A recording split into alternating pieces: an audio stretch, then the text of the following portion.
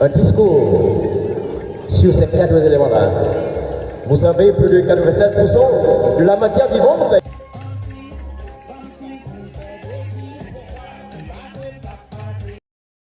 Mesdames, Messieurs, chers professeurs, chers directeurs, mes camarades, bonsoir. Bonsoir. Je réponds au nom de Alexis Benaja, le président de la classe S4 du collège Ascension de Bénin. Je viens ici pour présenter l'un des 4 éléments indispensables à la vie, qui est le feu. Votre attention, s'il vous plaît. Depuis l'aube de l'humanité, le feu accompagne l'homme comme une présence à la fois mystérieuse et essentielle. Il n'est pas seulement une flamme qui brûle, mais un symbole profond, une force philosophique et un pilier fondamental de la vie humaine. Dans la vie philosophique antique, notamment chez Héraclite, le feu représente le principe du changement. Tout coule, tout se transforme et le feu incarne cette dynamique perpétuelle de l'univers. Il détruit, certes, mais il permet aussi la renaissance. Là où le feu consume, il prépare souvent un renouveau. Ainsi le feu nous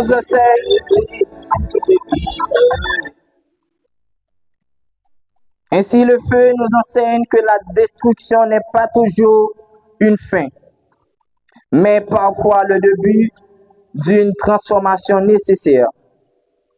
Sur le plan vital, le feu a rendu la vie humaine possible, telle que nous la connaissons. Il a permis à l'homme de se réchauffer, de cuire les aliments, d'éloigner des dangers et de s'installer durablement dans des environnements hostiles. Grâce au feu, l'humanité est sortie de l'obscurité, au sens propre comme au sens figuré. Le feu a illuminé les nuits, mais aussi l'intelligence humaine, favorisant le progrès, la technique et la civilisation. Philosophiquement, le feu symbolise également la connaissance et la conscience. Une flamme éclaire, tout comme l'esprit humain, cherche à comprendre le monde. Mais le feu nous rappelle aussi la responsabilité. Mal maîtrisé, il détruit tout sur son passage. De la même manière, la connaissance sans sagesse peut devenir dangereuse. Le feu nous apprend donc l'équilibre entre puissance et maîtrise. Enfin, le feu est une métaphore de la vie elle-même. Tandis qu'il brûle, il y a chaleur, lumière et énergie. Lorsqu'il s'éteint, il ne reste que le froid et l'obscurité. Protéger le feu, c'est préserver la vie. Le respecter, c'est respecter la nature et notre propre humanité. En conclusion, le feu n'est pas seulement élément naturel, il est maître silencieux qui nous enseigne le changement, la survie, la responsabilité et l'espoir. Sans le feu, la vie humaine n'aurait pas la même forme ni le même temps. Merci pour votre écoute.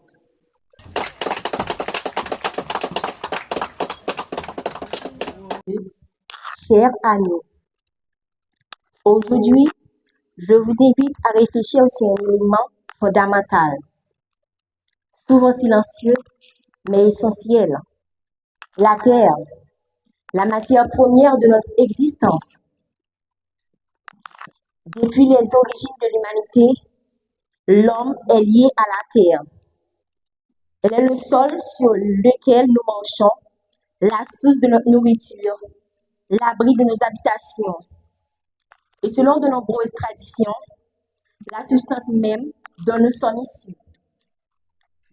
Sans la terre, l'homme ne pourrait ni vivre, ni se développer. Philosophiquement, la terre représente la stabilité et la réalité concrète. Alors que l'esprit pense et rêve, c'est la terre qui nourrit, qui soutient et qui rend possible toute action humaine. Elle est le point d'ancrage entre l'homme et le monde. Sur le plan pratiqué, la terre est indispensable à l'agriculture. C'est dans le sol que poussent les plantes qui nourrissent les hommes et les animaux. Elle fournit aussi les ressources naturelles, minerais, pierres, bois, matériaux de construction. Ainsi, chaque progrès reposé, direct ou indirect, sur la terre. Mais la terre n'est pas seulement un support matériel, elle est aussi un bien commun. En la dégradant par la pollution, la déforestation ou l'exploitation excessive, l'homme met en péril son propre avenir. La crise écologique nous rappelle que dominer la terre sans la respecter, c'est se condamner soi-même. La terre nous enseigne donc une leçon philosophique majeure. L'homme n'est pas maître absolu de la nature. Il en est une partie. Vivre, c'est apprendre à habiter la terre avec responsabilité, humilité et gratitude. En conclusion, la terre n'est pas simplement un espace que nous occupons. Elle est le fondement de notre survie, la condition de notre progrès et le témoin de notre responsabilité morale. La protéger, c'est préserver l'humanité elle-même. Je vous remercie. Mesdames, Messieurs, bonsoir. Aujourd'hui, c'est un grand plaisir de présenter l'élément important de la nature qui est l'eau. Je vous invite à réfléchir à un élément discret, souvent ignoré par sa simplicité, mais absolument fondamental, l'eau. L'eau est peut-être l'élément le plus humble et pourtant le plus essentiel. Elle ne cherche ni à dominer ni à résister. Elle épouse les formes, accepte les chemins qu'on lui impose et finit toujours par aller là où elle doit aller. Dans cette apparente soumission se cache une force immense. L'eau nous enseigne que la puissance véritable ne réside pas toujours dans la rigidité, mais dans la capacité à s'adapter.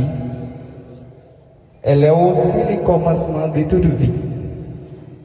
Avant la parole, avant la pensée, il y avait l'eau. Elle est cette origine silencieuse à laquelle tout être vivant reste lié. Chaque goutte que nous vivons est un rappel, nous faisons partie du monde naturel.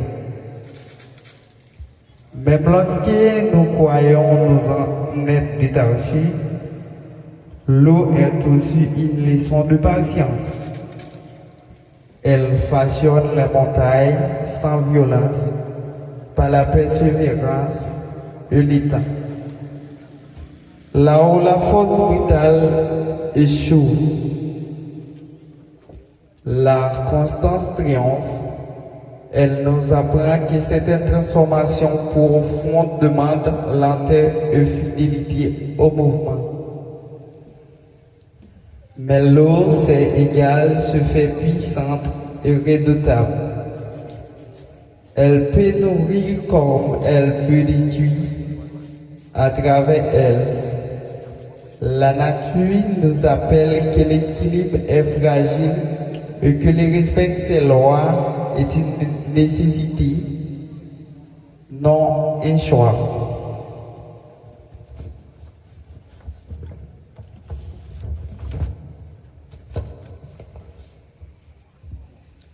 Enfin, l'eau est un miroir. Elle reflète sans juger. Elle révèle sans mentir. Elle nous invite à regarder le monde et nous-mêmes avec lucidité, humilité et sincérité. Mesdames, messieurs, penser l'eau, c'est penser la vie. Mon vote précieux, vulnérable et profondément interconnecté. Merci pour t'écoute. Messieurs, chers invités, chers élèves, bonsoir. Aujourd'hui, je prends la parole pour vous parler de quelque chose que nous partageons tous, à chaque instant, sans même y réfléchir. Il est partout autour de nous, il entre dans nos poumons. Nourrit, fait vibrer la vie sur Terre. Je veux parler de l'air. Cet élément fondamental, ce souffle sacré de la vie. L'air, c'est bien plus que nous respirons. C'est un mélange de gaz subtil, une composition fragile, faite d'oxygène de l'air, faite d'oxygène, d'azote, de dioxyde de carbone et d'autres éléments essentiels à l'équilibre du monde vivant. Grâce à l'air, les plantes réalisent la photosynthèse, les oiseaux volent, les sons voyagent et nous, les humains, nous vivons. Avez-vous déjà pris un moment pour respirer profondément en silence et réaliser que sans cette simple inspiration, rien n'est possible? L'air, c'est la première chose que nous accueillons à la naissance et la dernière que nous laissons partir à la fin de notre vie. C'est notre lien le plus direct avec la nature. Mais ce trésor invisible est un danger. Chaque jour, dans nos vies, nos campagnes, dans le monde entier, l'air est pollué. Les usines, les voitures, les déchets que nous produisons déversent des toxines. Cette ressource si précieuse.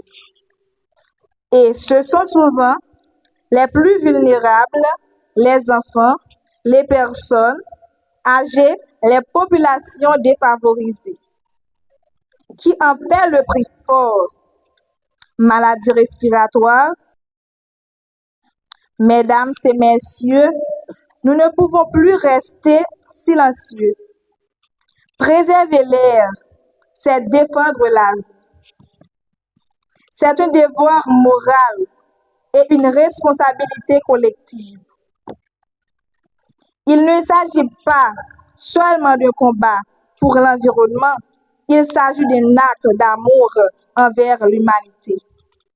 Planter les arbres, réduire notre consommation d'énergie, limiter nos déchets, repenser nos modes de transport. Chaque geste compte. Chacun de nous peut devenir gardien du souffle de la terre. Je veux aussi rappeler que de nombreuses cultures, l'air est sacré. Il représente l'esprit, le souffle divin, la vie invisible mais éternelle.